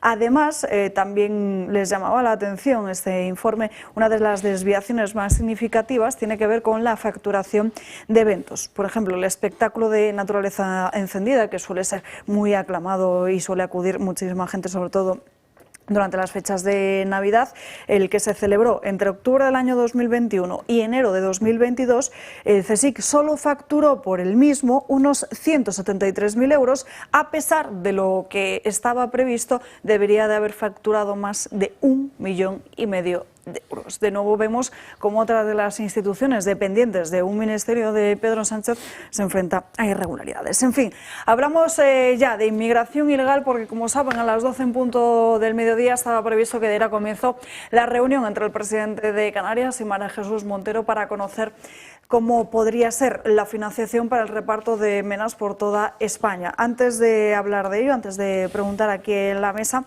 contarles esta información que recoge, que publica, que escribe Rubén Pulido en la Gaceta y que consideramos gravísimo. 6 de los 10 yihadistas detenidos en Barcelona quedan en libertad a pesar de que se les hubiese detenido por planear diferentes decapitaciones. Tras 2 años de investigación, estos 6 de los 11 detenidos, 10 en Barcelona y también 1 en Italia, han quedado en libertad con cargos. Según fuentes de los Mossos d'Esquadra, todos los detenidos habían elaborado una lista detallada de objetivos físicos que abarcaba tanto a españoles como a ciudadanos de otros países europeos. Escribe también Rubén que entre ellos se encontraban activistas, personajes públicos y usuarios anónimos que a través de plataformas digitales difundían mensajes críticos con el Islam. Bueno, este fin de semana parece que en Alemania la cuestión de la gobernabilidad, de cómo va a ser el futuro gobierno, se está atajando y, como aquí les habíamos dicho, con un pacto entre los conservadores y también con los socialdemócratas. Lo que han prometido este fin de semana es tener una mano mucho más dura con la inmigración ilegal, a pesar de que todo lo que se prometió en campaña electoral por el momento no se esté cumpliendo. Alemania abrió las puertas al mundo entero con la crisis de los refugiados de 2015 por la guerra de Siria, una decisión que desencadenó una avalancha migratoria sin precedentes. Desde entonces, cada año llegan millones de inmigrantes a Alemania. Récord de entradas en 2015 con 2.140.000 y en 2022 con 2.670.000. Esta aluvión deja a Alemania con una población extranjera de 15,2 millones, el 18,2% del total. Los grupos más numerosos provienen de Turquía y de Siria. De esos 15 millones, 3,5 gozan de algún tipo de protección internacional, es decir, gozan del estatus de refugiado o asilado, lo cual impide su repatriación. La llegada masiva de inmigrantes tiene consecuencias económicas. El 16% de ellos está en el paro, un 10% más que la media del país, lo cual conlleva un gasto extraordinario que paga el contribuyente para mantenerles. La seguridad también se ve comprometida con un incremento de los crímenes violentos de un 15,4% entre 2015 y 2023. Si hablamos de delitos sexuales, se han roto todos los récords. Agresiones sexuales, 11.896 en 2022 y 12.186 en 2023. Ambas cifras nunca habían sido vistas en el país germano. La gota que colma el vaso son los ataques terroristas de corte yihadista como el de Múnich, que son ya demasiado habituales. Por todo ello, la inmigración se ha convertido en el principal punto de discusión política, un tema que ha llevado a Alternativa por Alemania a convertirse en la segunda fuerza política del país. El autor de la apertura de puertas en 2015 fue Unión Democrática Cristiana, CDU, de Merkel. A pesar de ello, en esta campaña cambió radicalmente el discurso. Friedrich Merz escenificó mano dura con la inmigración en campaña. Am ersten Tag meiner Amtszeit. Das Bundesinnenministerium im Wege der Richtlinienkompetenz des Bundeskanzlers anweisen, die deutschen Staatsgrenzen zu allen unseren Nachbarn dauerhaft zu kontrollieren und ausnahmslos alle Versuche der illegalen Einreise zurückzuweisen. Sin embargo, se trataba de una estratagema para atraer el voto de la AfD, una promesa que no tenía intención de cumplir. Esto afirmó inmediatamente después de ganar las elecciones. Noch mal einmal sehr deutlich sagen, niemand von uns spricht über Grenzschließungen. Niemand. Obwohl das im Wahlkampf streckenweise behauptet worden ist. Niemand von uns will die Grenzen schließen. Un fraude electoral de libro. Ahora la CDU busca aliarse con los socialistas y con los verdes para gobernar, a pesar de que los números le permitirían gobernar con la AfD y cumplir con su promesa en materia migratoria. El castigo a la mentira en campaña tendrá que esperar a la siguiente convocatoria electoral. En fin, Arturo, ¿cómo analizas? Bueno, esta es la inmigración es una cuestión decisiva en la conformación de las mayorías políticas en toda Europa, ¿no? Es decir, quizá en España tenemos un problema muy grave, quizá en fin, por ejemplo, Meloni, que me parece que está haciendo una política de inmigración muy acertada, ha llegado a acuerdos muy bien labrados con los países de origen y prácticamente ha pacificado el Mediterráneo, ¿no? Pero está también la ruta atlántica, nos estamos viendo los problemas de Canarias y de otros lugares de nuestras costas donde se siguen produciendo avalanchas, ¿no? Tal. Me parece que es una cuestión donde no hay política, o sea, el gobierno no tiene una política en este asunto. No sé si la política de la oposición, me refiero al grupo mayoritario, al PP, también es una política que no es una política demasiado clara sobre este asunto. Yo creo que es uno de los grandes motores del cambio histórico que se está produciendo y que al final conlleva a mayorías políticas forzadas. Por ejemplo, estamos viendo en Alemania el pacto, la Großkoalition entre la CDU y la SP y el cordón sanitario Alternativa por Alemania. Alternativa por Alemania, por cierto, que la han votado fundamentalmente la gente del Este, pero también que le han votado los jóvenes, ¿no? Que antes hablábamos de la ruptura generacional. Los jóvenes es los que han votado en gran cantidad a Alternativa por Alemania, que solamente tiene ya 4 millones de votos menos que los que tiene la CDU, es decir, que no está tan lejos, ¿no? Bueno, yo creo que sería necesario que hubiese también una regulación europea, ¿no?, de los flujos migratorios, unas normas comunes, pero tampoco Europa ha sido capaz de ponerse de acuerdo en esto. Y en fin, me parece que el tema de las devoluciones en caliente, bueno, hay sentencias, luego vimos cuando saltaron la valla de Melilla, me parece, pues al final se devolvió en caliente a unos cuantos chicos que habían traspasado y hubo que readmitirlos porque hubo una sentencia del Tribunal Supremo en contra de esa. Es decir, o hay unas normas claras y hay un gobierno que ponga unas normas claras, o si no hay, es muy difícil con las normas que tenemos poder atajar el tema de la inmigración, ¿no? Entonces, bueno, o hay un consenso de Estado en esta cuestión, o hay un gobierno que tiene un compromiso claro en estas cuestiones y desde luego combate la inmigración ilegal, porque el país que tiene derecho a saber la gente que entra en España, ¿no? Y entonces, bueno, pues ahora desgraciadamente hemos visto el pacto al que ha llegado el PSOE con Junts, que es un pacto absolutamente, sin embargo, xenófobo, es un pacto por la limpieza étnica y que bueno, en fin, que me parece absolutamente demencial. Y sin embargo, el tema importante que es impedir que lleguen a España inmigrantes, es decir, esto de los MENAs es un tema gravísimo. La factura de los MENAs, estos que hay en Canarias, le va a costar al Estado, porque claro, las comunidades autónomas, uno de los requisitos que ponen es, bueno, deme usted la partida presupuestaria para mantener a estos chicos, poderles escolarizar, que darles de comer, etcétera. Estamos hablando a lo mejor de 250 millones de euros, ¿no? Bueno, pues habrá que hacer algo, sobre todo habrá que articular políticas inteligentes y con una cierta perspectiva también de Estado en ese tema, ¿no? Me parece poco, acabas de apelar a políticas inteligentes y me suena cuando se hablaba de un periódico que era El Pensamiento Navarro, que parecía que era ni pensamiento ni nada. Era poco contradictorio, pues aquí me parece lo mismo.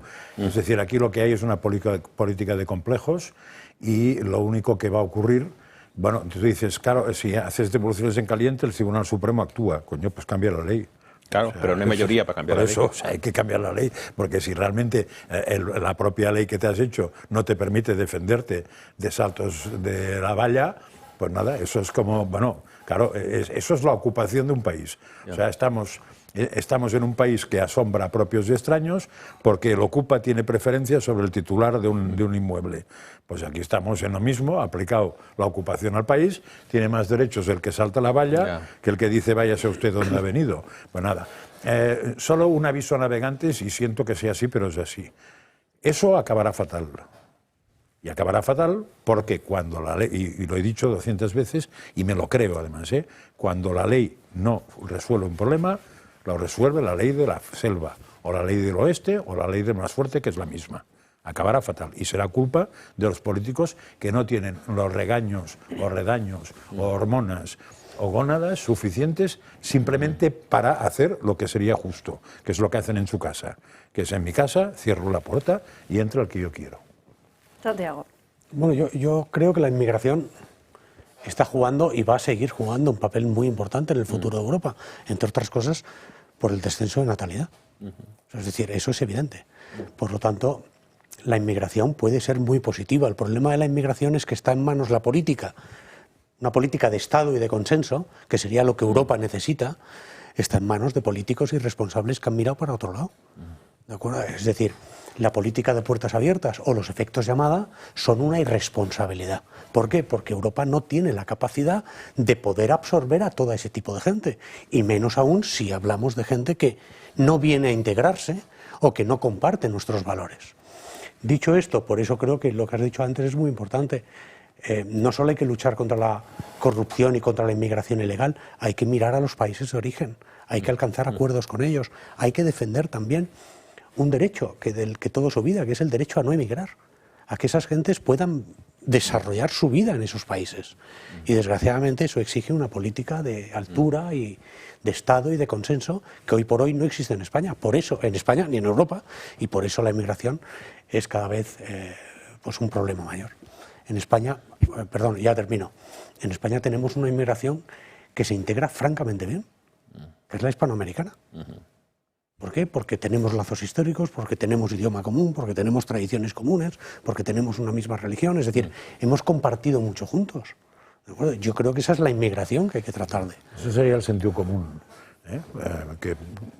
Pero entonces lo que habría que hacer es, primero, dar facilidades a la inmigración, dar facilidades. Porque es necesario. Que a veces no se dan facilidades, porque hay algún país, curiosamente, porque creo que es Dominicana, que para entrar en España necesitas visa. Cosa que hay otros países que no. O sea que eso, primero que habría que regular, si objetivamente se necesitan tantos inmigrantes como se ha dicho, regular la que te interesa. Y segundo, pues eso, regularla a cambio de trabajo. Es decir, se sabe perfectamente los trabajos que se necesitan en España, pues hay que empezar a buscar.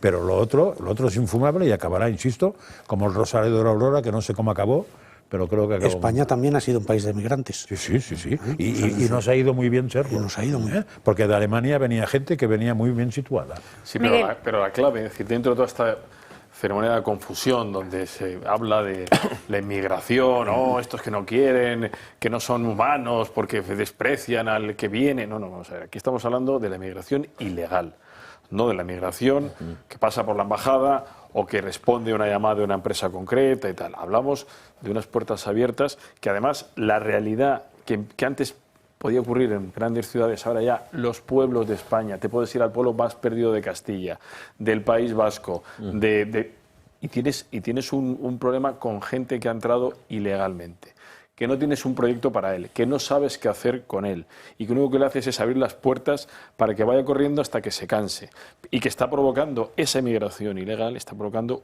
un conflicto y un problema. Y frente a eso, como ningún político tampoco quiere enfrentar el tema, porque por si acaso alguien va a decir, no, mira, las cosas hay que hablarlas y cuanto antes mejor y con mucha claridad. Igual que todo el tema del coche eléctrico, del mundo verde, de todo esto, donde es una perversión del lenguaje de tal magnitud que al final parece que si cuestionas algo de la agenda verde eres poco más o menos que un asesino del planeta. Por eso hay que diferenciar muy bien. No estamos hablando que a esta gente que ha entrado ya haya que tirarlos desde un acantilado con una soga atada a una piedra. No.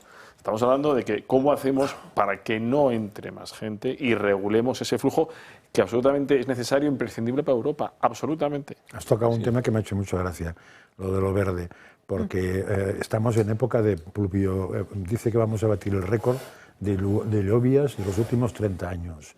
E incluso hay quien dice que tenemos los pantanos rellenos para los próximos 4 o 5. Es interesante el cambio climático que hemos sufrido, porque el año pasado, o sea, en un año teníamos la mayor sequía de la historia, donde Europa iba a quedarse como un secarral como el desierto del Sáhara. Y de golpe en un año vamos a ser el país o la zona más lluviosa del mundo. Lo digo porque esos cambios tan de cambio climático es un recambio casi, O sea, a ver el año que viene qué nos pasa. Lo que no acabo de entender es cómo intentarán tocarnos unas narices este verano para que no gastemos agua, ¿con qué excusa? Porque parece que, insisto, hay agua para 3 o 4 años. Pues este verano lo que va a pasar que además ha llovido en toda disparan España. Los incendios.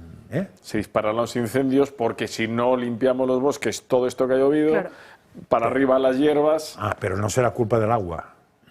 Bueno, sí, será culpa del agua porque a pesar de lo que crece más hierba, no la limpias y en Lugo... Pero el terreno húmedo quema peor, En general, el año pasado quemaba todo porque además de que no estaba limpiado, no sé qué, estaba hecho un secarral y en el secarral casi el ruido o los movimientos de las patas de una mosca pueden hacer una chispita. Pero este año será más complicado, pero algo se les ocurrirá, De todas formas, solamente una cosa, es decir, para tener leyes eficientes contra la inmigración ilegal hay que cambiar al gobierno y si no, con este gobierno desde luego no se van a cambiar las leyes y seguiremos con esto. Y animar a que los jóvenes voten, ¿no? El peor castigo que pueden tener al que no le interesa la política, que muchos jóvenes no están interesados por la política, es estar gobernados por los que sí le interesa la política, ¿no? Que es al final lo que se produce. Totalmente de acuerdo. Por cierto, este fin de semana, sábado 8 de marzo, Día Internacional, ya lo saben, de la Mujer y pinchazo de todas las manifestaciones feministas en nuestro país. Las imágenes que están viendo corresponden a las de la capital, en Madrid. La delegación más numerosa ha sido la del Partido Socialista, donde hemos visto a la ministra Ana Redondo, también a la vicepresidente tercera Sara Gessen, también a Óscar López, Isabel Rodríguez, Óscar Puente, Diana Morán o incluso, como decíamos, la de Igualdad, Ana Redondo. A quien no hemos visto este año encabezar esa manifestación es a la mujer del presidente del Gobierno, Begoña Gómez, una cita a la que había acudido sin dudarlo desde el año 2018. Tampoco ha estado María Jesús Montero ni Fernando Grande Marlaska. Por su parte, tampoco han estado, como se podían imaginar, Juan Carlos Monedero o Íñigo Rejón, ambos señalados por diferentes casos de abusos sexuales. Sí han acudido Irene Montero y también Ione Belarra, aunque su manifestación ha sido muchísimo menos respaldada que en otras ocasiones. En la de Sumar apenas se ha podido observar a 7 personas sujetando la lona, y Yolanda Díaz tampoco ha acudido en esta ocasión, tal y como había explicado en años anteriores. Es una jornada que coincide con el cumpleaños de su hija.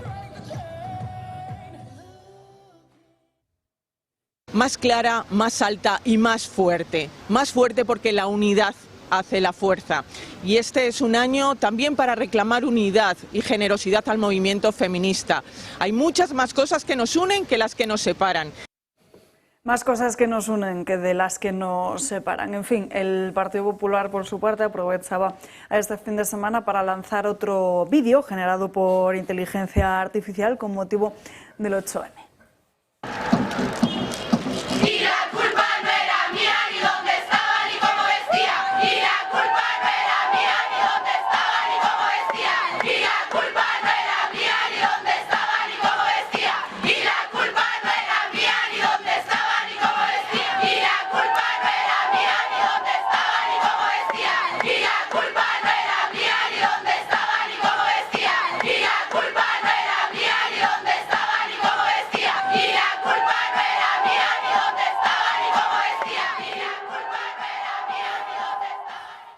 Diferente ha sido la campaña lanzada por el partido de Santiago Abascal, donde denuncia la imposición del velo a muchas mujeres. Nos están engañando. Nos engañan. El feminismo nos hará libres. Nos hará libres. ¿No?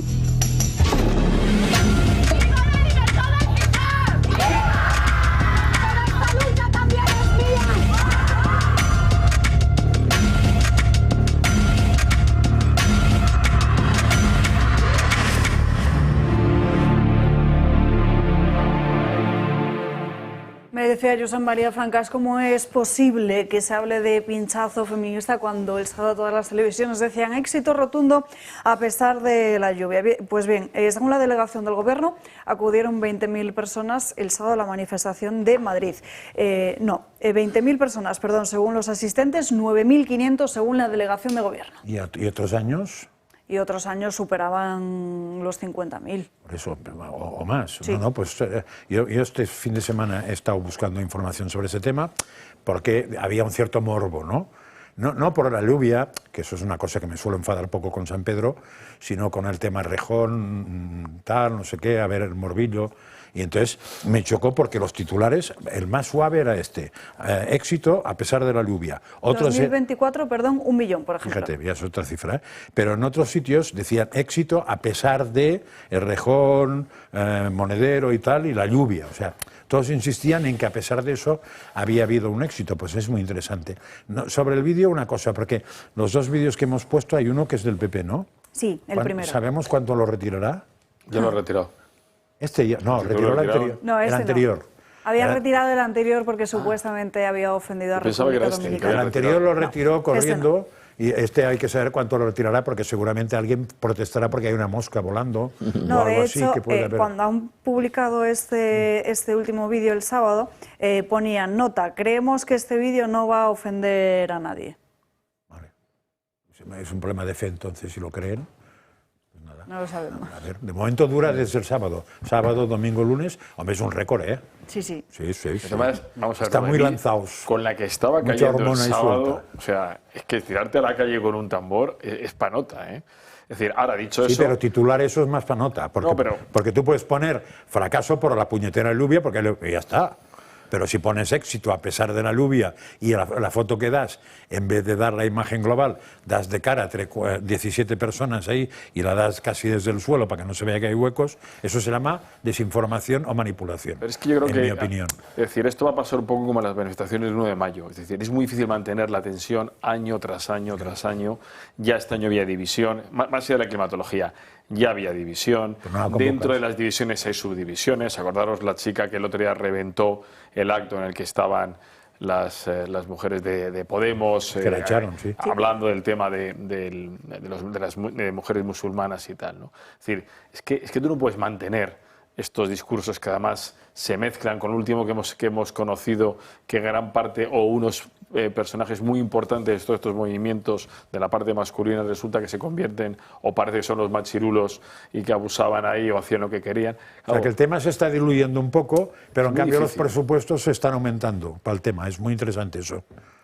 Es brillante. Yo también lo creo que el movimiento feminista está muy desacreditado. Es decir, primero, además, la unidad se ha volatilizado. Es decir, por la mañana sale la ministra defendiendo con unos la autodeterminación de género y la protección laboral de las prostitutas, y por la tarde sale en contra de la ley trans y en pro de ilegalizar la prostitución. Es decir, que no hay ni unidad de mensaje, ni convicciones en el mismo sentido, etcétera. La realidad es que que la izquierda española está absolutamente lastrada por el comportamiento absolutamente poco edificante que han tenido muchos de sus dirigentes, el Tito Berni, el señor Errejón de Más Madrid, el señor Monedero de Podemos, el señor Iglesias, fundador de Podemos también, con sus azotes y esas cosas, ¿no?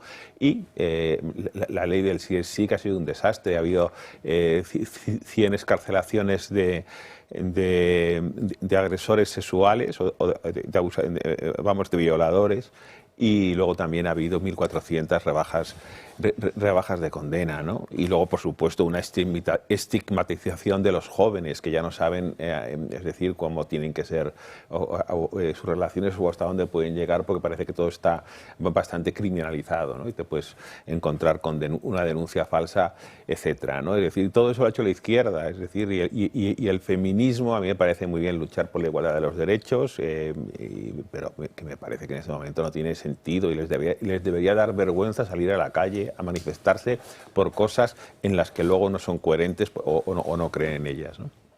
Y casos también entre los que callan, como por ejemplo el de Íñigo Errejón, Juan Carlos Monedero, y tenemos que sumar otro más. Hablamos de José Alberto Cruz. Él es concejal del Partido Socialista en Chiclana de la Frontera, que ha sido detenido en estos últimos días por supuestamente haberse mostrado desnudo frente a varios menores de edad durante horas y horas en 3 gimnasios diferentes, después de que uno de los menores denunciara esta situación a su padre y este decidiera acudir a los tribunales. No solo es concejal del Partido Socialista, sino que también se dedica exclusivamente a la materia de igualdad y LGTBI. Adelantaba el diario de Jerez como esta operación ocurrió ya hace 2 semanas, una vez que se produce esa denuncia del padre, e inmediatamente es detenido. Una detención que el propio concejal del Partido Socialista habría ocultado en el ayuntamiento, alegando que en realidad estaba enfermo. Una vez que se conocía este fin de semana públicamente esta denuncia, pues reconocía que sí, que lo que había sucedido era verdad, aunque niega precisamente los hechos de exhibirse desnudo frente a diferentes menores de edad. Estaba enfermo, con el frío cogió un constipado el pobre chaval. Porque además si lo repetía en tantos sitios, parece de un sitio a otro, y todo esto es un follón. Es muy interesante esto porque ya se ve que llueve sobre mojado en según qué sectores. ¿Sí? Deben tener algún problema algunos. Es que y esto te demuestra que no responde ni a ideologías ni a confesiones religiosas, sino que este tipo de personajes evidentemente van donde hay pesca. Es decir, acaban todos pues en grupos donde hay niños, adolescentes y tal, independientemente del color de las ideas que tengas, ¿no? La pregunta sería, hubo un chico que se lo dijo al padre y se protestó, ¿cuántos chicos no se lo han dicho al padre o cuántos padres que se lo han dicho a los chicos no han hecho nada? Es también interesante ese dato. Bueno, a este joven por el momento tiene como medidas cautelares no poder acercarse a estos 3 gimnasios en los que estaba inscrito, como es lógico. 1:30 de la tarde, nos vamos a ir a la última pausa de publicidad del día de hoy y a la vuelta ya en página internacional nos fijamos en Siria, en Rumanía y también en Canadá. En unos minutos os lo contamos todo.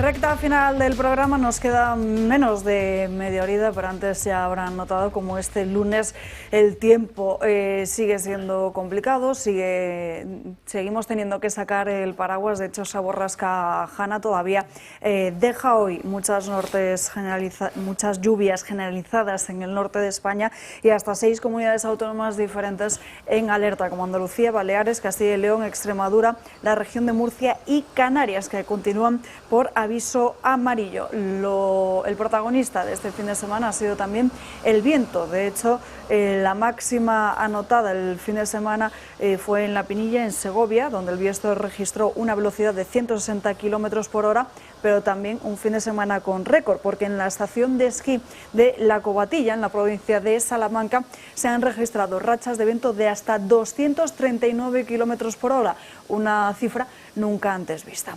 En fin, nos vamos hasta Rumanía, porque en el fin de semana lo que hemos visto es la imagen de muchas manifestaciones y altercados en las calles después de conocer precisamente esa decisión que va a bloquear la candidatura de Calin Georgescu para las próximas elecciones presidenciales del 4 de mayo de 2025. Esta mañana hemos conocido cómo va a impugnar esa decisión de la justicia rumana. Esta exclusión de la batalla electoral ha generado esta ola de indignación que están viendo a través de las redes sociales, que se ha traducido en manifestaciones en muchos lugares, pero sobre todo en Bucarest, por lo que consideran un atropello democrático cuando él era el que lideraba todas estas encuestas. Ya saben que esta polémica lleva meses, cuando en un primer momento además también precisamente se invalidaron esas elecciones en esa primera vuelta entre acusaciones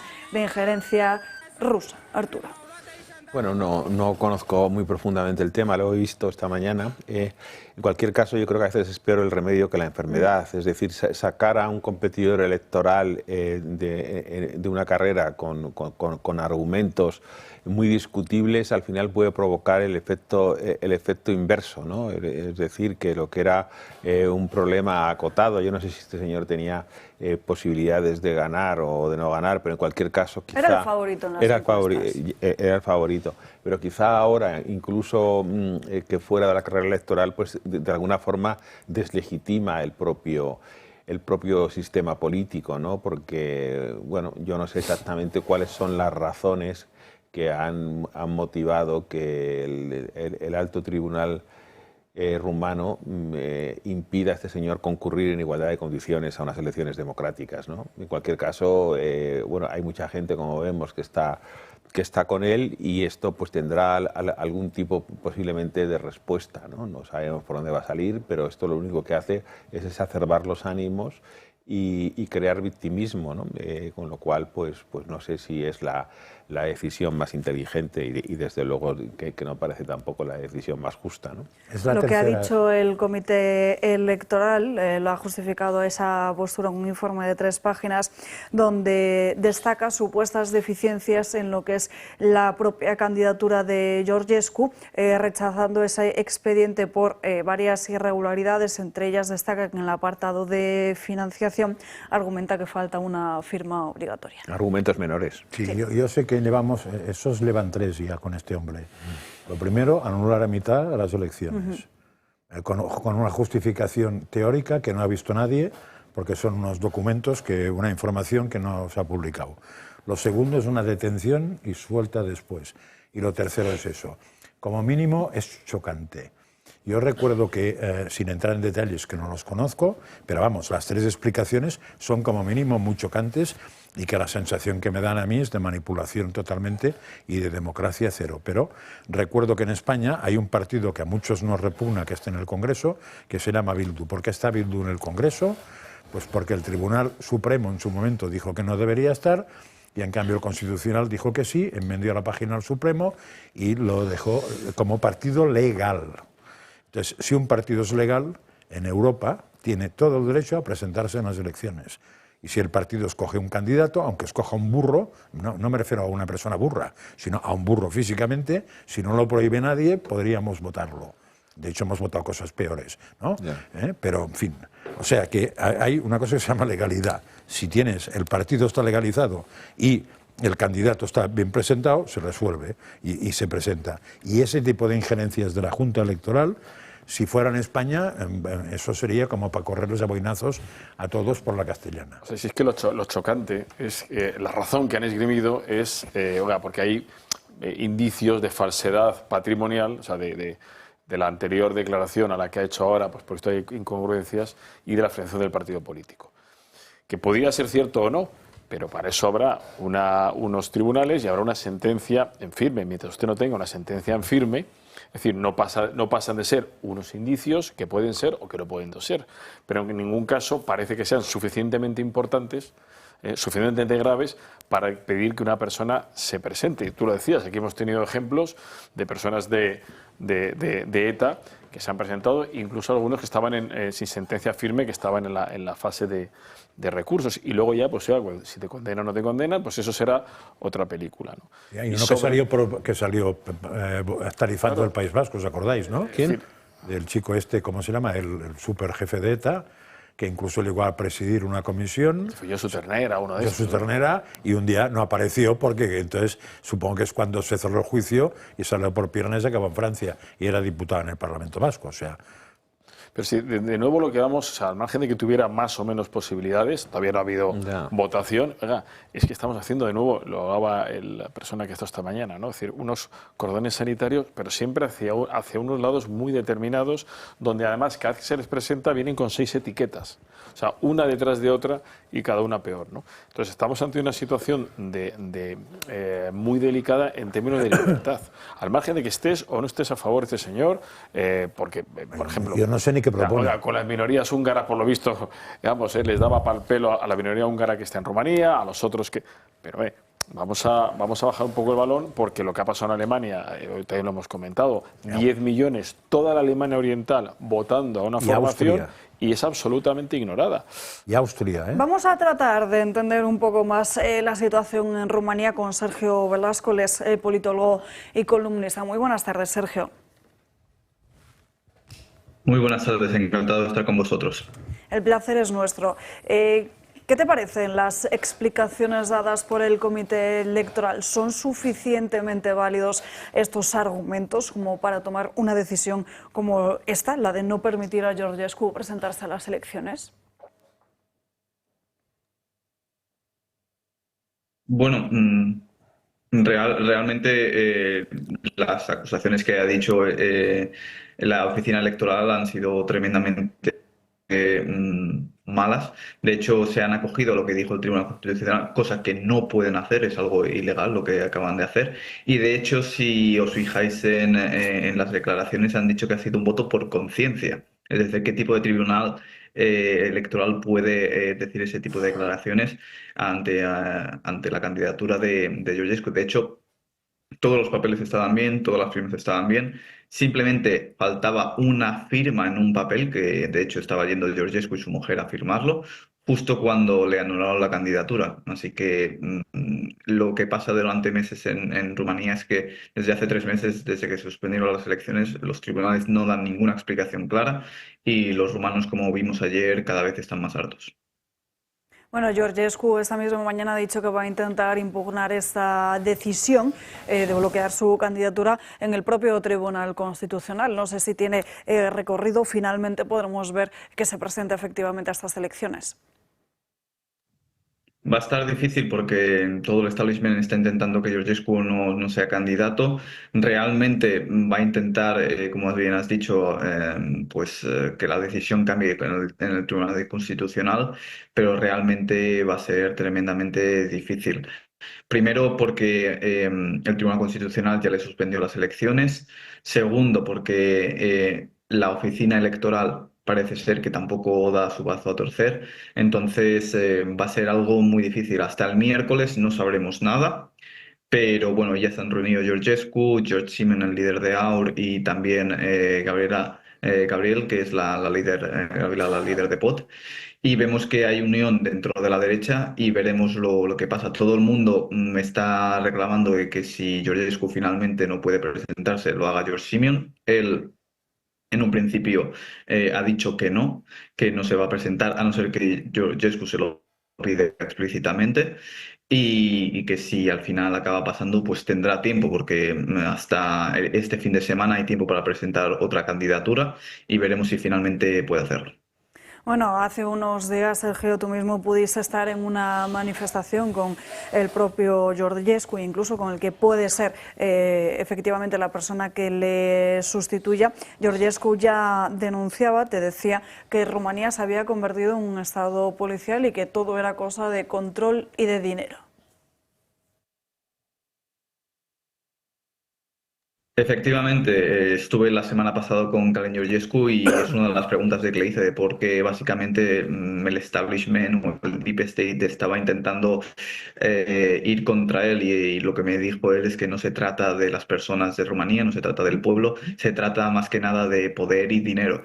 Y yo creo, y lo que ha dicho Georgescu en su tuit, de que no es simplemente que Rumanía ha caído, sino que podemos esperar que otros países caigan. Recordemos que este mismo mayo también tenemos unas elecciones presidenciales en Polonia, con el gobierno de Donald Tusk, que está intentando también, que ha detenido a diputados de Ley y Justicia del partido PiS. También hay personas, diputados de Ley y Justicia, siendo investigadas por simplemente tuitear contra la inmigración ilegal. Vemos como Bruselas está intentando empeñar su última jugada tras lo que hemos visto de la pérdida en Estados Unidos del Partido Demócrata, todo esto con el supuesto escudo democrático, etcétera, etcétera. Y vemos cómo Rumanía está haciendo el experimento y si se salen con la suya podemos esperar que en los demás países acabe pasando lo mismo. Ya vimos que Thierry Breton, excomisionario de la Unión Europea, ya amenazó a los alemanes con que si votaban mucho a AfD podían hacer lo mismo que hicieron en Rumanía, y es solo un paso más ante este autoritarismo que está tomando la Unión Europea, porque recordemos que tiene el beneplácito de la Comisión Europea. Von der Leyen apoyó las embajadas de los distintos países, como el francés, que ha estado implicándose mucho en la política rumana, de que podían suspenderle perfectamente y ya está. Las últimas acusaciones que ha recibido Ioesco, ninguna, cuando le detuvieron, fue por el tema de la supuesta injerencia rusa. Todo era que si era un fascista, que se había atentado contra el orden constitucional, pero nada de la supuesta injerencia que ha habido, que de momento no han demostrado ni enseñado ninguna prueba. Y una última pregunta, Sergio, ¿qué es lo que defiende este candidato soberanista que a muchos parece estar inquietando? Muchísimas gracias, Alba.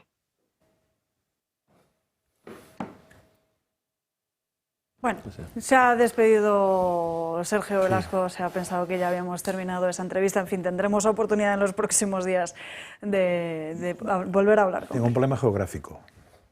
Venezuela está en la Unión Europea, porque lo que está contando es exactamente lo que hizo Maduro con María Corina Machado. Nicaragua. La Junta Electoral no la deja presentar y así se quita de encima. Hombre, es verdad que no hemos llegado como Nicaragua, que los pasan por la piedra directamente, se les cortan el cuello y fuera. Ni como Rusia, que les ponen un plutonito en el culete y arreglaos. Pero vamos, se parece mucho a Venezuela esto. Si seguimos así, la Unión Europea se irá a freír espárragos, porque va a petar. En fin, vamos con otra cuestión antes de que ya nos acompañe Sandro Meco y nos cuente precisamente lo que ha pasado en Canadá. Vamos con Siria. Les avisamos de la dureza y de la brutalidad de las siguientes imágenes, que pueden herir gravemente su sensibilidad, porque ya saben que la cifra de víctimas mortales suma más de 1000 en estas últimas horas. Es la estimación que realiza una ONG, la ONG Observatorio Sirio para los Derechos Humanos, con la muerte de más de 1000 civiles cristianos, drusos y también alauitas que han sido ejecutados por fuerzas de seguridad de las autoridades sirias yihadistas durante esta campaña contra supuestos grupos armados partidarios del antiguo régimen del expresidente Bashar al-Assad en la costa del país desde el inicio de la escalada el pasado jueves. Las imágenes que están circulando a través de las redes sociales son brutales. En ellas incluso se puede ver directamente cómo ejecutan a muchas de estas personas entre las que también se incluyen mujeres y niños, que han ocurrido sobre todo en una de las principales ciudades, que es el epicentro de los combates y también ese bastión, disculpen, de la minoría alawí, que ahora se ha convertido en el objetivo principal de una ola de represalias de las nuevas autoridades. Según esta ONG, el total de fallecidos se sitúa en 1018. La situación es gravísima. No sé si queréis hacer algún comentario al respecto. Lo que hay que saber quién está detrás precisamente de estas matanzas, ¿no? Porque yo leía bien en la prensa que eran fieles, leales a Bashar al-Assad. Eso no tendría nada que ver con las nuevas autoridades que han tomado el poder en Siria, ¿no? Incluso creo que lo han rechazado de forma fulminante, ¿no? Es decir, no sé, parece que Siria está pues sí, al borde de una guerra civil, una más, pero hay que ser prudente en la atribución de responsabilidades, porque aquí estamos hablando de una atribución precisamente a grupos que a lo mejor no son los que están perpetrando este tipo de matanzas, ¿no? Yo no lo sé. En cualquier caso, lo que ha pasado, es decir, los tiempos de paz que tuvo Siria en su momento, las primaveras árabes, ha sido un desastre auténtico, lo de Irak o lo de Libia también. Es decir, se deshacieron regímenes que desde luego no tenían nada de admirables, eran dictadores como la copa de un pino, que mataron a que mataron a mucha gente, ¿no? Pero ahora siguen matando y además hay un desorden que yo no sé este tipo de sociedades cómo van a acabar y cómo se va a reconstruir Libia. Lo veo difícil porque además Israel está ocupando una parte de su territorio, de lo cercano a los altos del Golán. No se sabe detrás de la personalidad del líder musulmán, que era un hombre vinculado a los movimientos fundamentalistas islámicos. Parece que luego ha resultado ser un hombre que ha abandonado esas tendencias radicales y que en sus primeras manifestaciones parecía un hombre prudente, pero no sé si se va a poder hacer con el país. No sé si los grupos que le apoyan también están en una dinámica de apoyar una cierta estabilidad en Siria y también andar hacia una senda democrática o realmente son muy radicales. En fin, habrá que esperar más tiempo para tener una visión histórica más precisa, ¿no?, de lo que está pasando ahí, ¿no? No olvidemos que eso es herencia de la colonización inglesa, ¿eh? Lo digo porque cuando en una zona del mundo la división por países son líneas rectas, toca madera. Y en esta zona hay mucha línea recta. Es decir, que se dividió por países según le dio la gana, no sé exactamente a quién, al rey de turno inglés o al que tenía ahí puesto, y acaba como acaba, porque eso es un problema de tribus, fundamentalmente, de tribus y de distintas cuestiones religiosas. Bueno, pues acabará mal. Ahí, en teoría, esta revolución última de que Assad al-Assad tuviera que salir volando o tarifando hacia Rusia, detrás estaban encantados Estados Unidos e Israel. Pues chico, una vez más Estados Unidos en lo de política exterior, claro, es que en el fondo es inglés, es anglosajón. Hombre, lo que está demostrando es que el presidente actual, o sea, no está controlando el país. Los kurdos de repente han desaparecido, que eran un súper peligro, pero sigue latente. Y lo que está claro es que no hay un poder ni hegemónico ni suficientemente fuerte frente a partidas o a grupos que en un momento dado están todos armados, porque las armas corren como si fuera el rastro, y que son capaces en un momento dado de tomarse la justicia, ¿no? A mí ayer me sonó, y tú lo has citado, me sonó a Libia. De repente me sonó un momento a Libia, ¿no? Esto que decían los americanos, ¿no? Es un hijo puta, pero es nuestro hijo puta, ¿no? Cuando quitas a ese hijo puta, pues o tienes un recambio suficientemente fuerte. Claro, pero lo triste es que no quitó.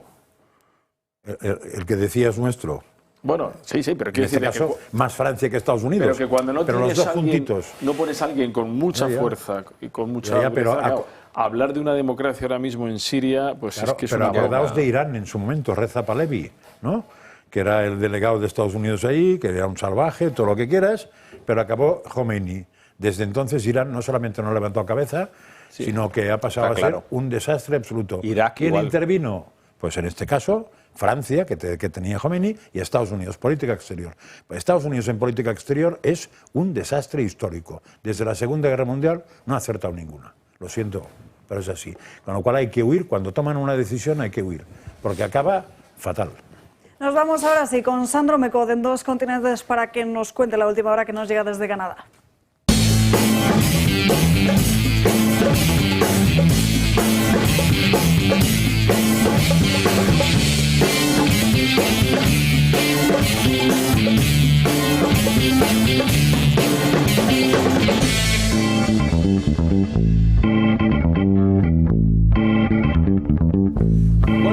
Ha habido cambio de mando en Canadá, al menos de forma temporal, porque Justin Trudeau, a pesar de que anunció su dimisión en enero, ha dado este fin de semana su último discurso, su última comparecencia como primer ministro de Canadá.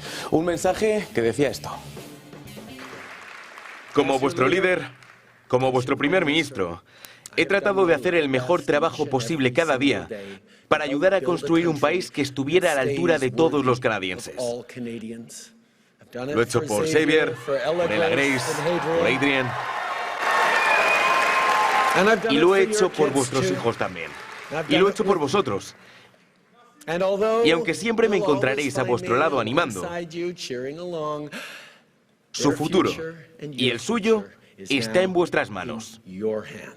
Merci, mes amis. Merci por tout.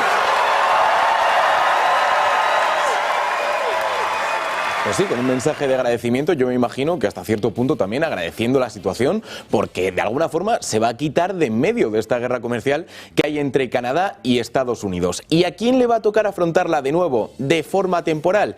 A Mark Carney. Se están buscando a un señor que sea político de pura cepa desde el principio. Este señor no lo es.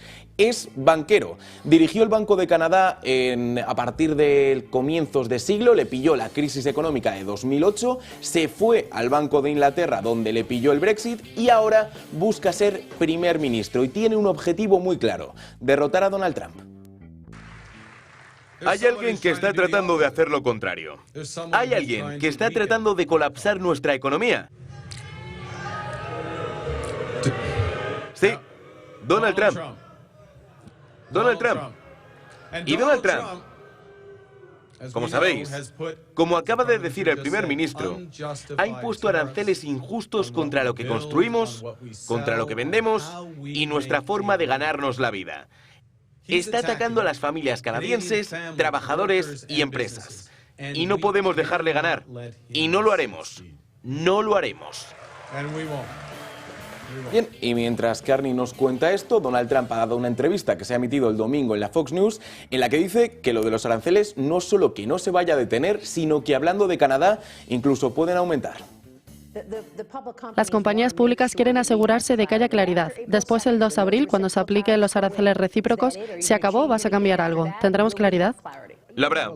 Pero puede que subamos algunos aranceles. Puede que subamos. No creo que bajemos, pero puede que subamos. Tienen claridad de sobra. Bueno, pues ahora mismo este es el panorama. Se espera que Carney convoque elecciones antes de octubre y bueno, principalmente Pierre Poilievre, que va a ser su principal oponente, lo que dice es que este señor no le ha elegido nadie y que básicamente es lo mismo, porque fue el asesor económico de Trudeau. Entonces, que si buscan a alguien que defienda por primera vez los intereses de Canadá, desde luego Mark Carney no es ese hombre. Va a haber además un periodo de transición. Justin Trudeau va a seguir durante unos días más, no sé cuánto tiempo. Claro, Justin Trudeau de momento sigue siendo el primer ministro en funciones hasta que se organice lo que es la jura del cargo de Mark Carney. Entonces, de momento sí que es verdad que el que sigue en el cargo durante nada, unas semanas, va a ser Trudeau. Además, con todo lo que está pasando de Estados Unidos, ¿eh? Claro, o sea, al final sí que parecía que en esta guerra de aranceles entre Canadá y Estados Unidos, quien se estaba erigiendo como el máximo defensor de Canadá era Trudeau. De alguna forma es una batalla que ha comenzado y que él no va a finalizar. Veamos qué es lo que ocurre, porque desde luego no parece que haya ningún entendimiento, pero ya no solo a nivel de mandatarios, es que la propia población estadounidense y canadiense, que han sido históricamente socios, ahora hay cierto resquemor, hay cierto odio. En eventos deportivos incluso, los canadienses, que por ejemplo comparten la liga de hockey con los estadounidenses, han abucheado el himno de los Estados Unidos. Entonces ahora la verdad es que la tensión está por todo lo alto entre los dos países.